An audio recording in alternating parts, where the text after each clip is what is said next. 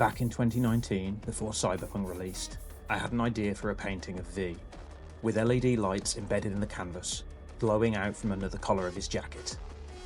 I thought about painting cityscapes, with windows and streams of traffic lit the same way. Recently, I saw the work of an Italian pop artist named Dico, who beat me to it. You snooze, you lose, I guess. He did this really awesome painting of Batman, and it got me thinking about Doom. I must have been 8 the first time I ever saw it, creeping up to the room of a family friend's teenage son, trying to sneak a peek at the games he was running on his PC, drawn to the phosphorescent glow of the CRT in the darkness of his room. Games like Quake, X-Com and AVP. But first, there was Doom. Command Control was the first level I ever saw and played, completely captivated by a new type of game that I didn't know could even exist. All I'd known up to this point was the relative safety of the Game Gear, Mega Drive and Master System. When the PlayStation version released, my friend Danny P would tell me all about the Cyber Demon. This monstrosity with a seemingly limitless health pool who could easily outgun you with his rocket launcher arm. My imagination was just captivated by these fantastical horrors. When we got our PlayStation in '97, Doom was one of the first games we got. I've played a few different titles since then, and I really loved when they dipped their toes into the VR stuff. My first playthrough of Doom 2016 was interrupted,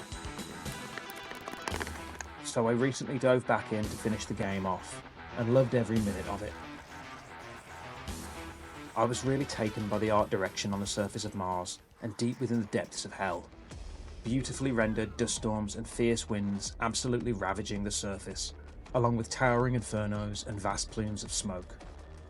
Visual themes of ice, fire, and giant frigging titan skulls dominating the hellscape. The design of the environments and monsters speaks of a homage to the classic 90s games, whilst also cherry-picking the best design elements of Doom 3 and having a little more fun with them. The fun doesn't just stop at the great artwork though, with modern Doom expanding on the mobility of classic boomer shooters and competitive, fast-paced Quake-style combat. As your arsenal and the enemy variety continue to expand, the gameplay possibility space compounds and the combat begins to sing. I was really enjoying the final few levels, exploring and fighting my way through them. The only downside for me being that just as it was getting started, it came to an end. Just as the mechanical roster fills out, the momentum of the scenario and new maps to explore draws to a close. It's in the final stages that I was truly beginning to get into the game as it transformed into a deep flow state symphony of violence that harmonised perfectly with Mick Gordon's progressive, dark, industrial metal. The producers did him and all of us dirty by pushing Mick out. It's already been noted that though Doom the Dark Ages soundtrack is serviceable and built on a solid foundation, something vital is missing. I guess we just can't have individuals on any production standing out, getting much due accolades or royalties that could be going to the publisher and those above the line, bunch of useless parasites that they often are. Now, the higher difficulties offer an opportunity for us to squeeze more juice out of this combat system. But for me, the real fun still begins mid to late campaign. Fortunately, Doom Eternal exists and appears to do a fantastic job of compensating for this. That said, I've been holding out on playing Doom Eternal until I have a good enough rig to run it through a VR injector. But after finishing 2016 and looking at footage of it, seeing how intense its mobility is, maybe I should just give in and play it flat.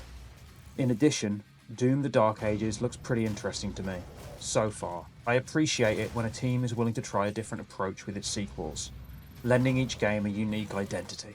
Doom 2016 being a perfect balance of what modern Doom should be, Doom Eternal pushing mobility and ballet-like combat to new extremes, and the Dark Ages turning us into a defensive tank. It's a nice way of avoiding the trap of just adding more to the same game until it becomes absurd or stale. That said, it sounds like the focus on defense and parrying might rob the player of some of that offensive initiative I found towards the latter stages of 2016, and which Eternal seems to possess in spades. They should have called the Dark Ages Doom Revolution, as it looks like a violence rhythm game as much as it does a shooter. I also appreciate the exploration of eldritch terrors as an expansion of the monster's design language. Hopefully we're getting more than just reskins, and this new class of demons can be used to inspire some more varied enemy types to alter the way we play. We also have many different interpretations of hell scattered across our myriad cultures here on Earth. If id raid them for ideas, perhaps there will be plenty of variety to keep Doom fresh in the future. In the meantime, I still have a few more titles left to play. Plenty more opportunity to rip and tear.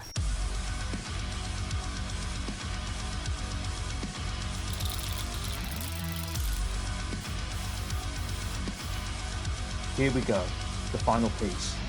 It even matches the look of that crazy new Doom Harley they showed off recently. I still need a custom frame to bed the red LEDs further in, so only the glow is visible, and to put all of the lights on the same circuit. Then it will be gaming room ready.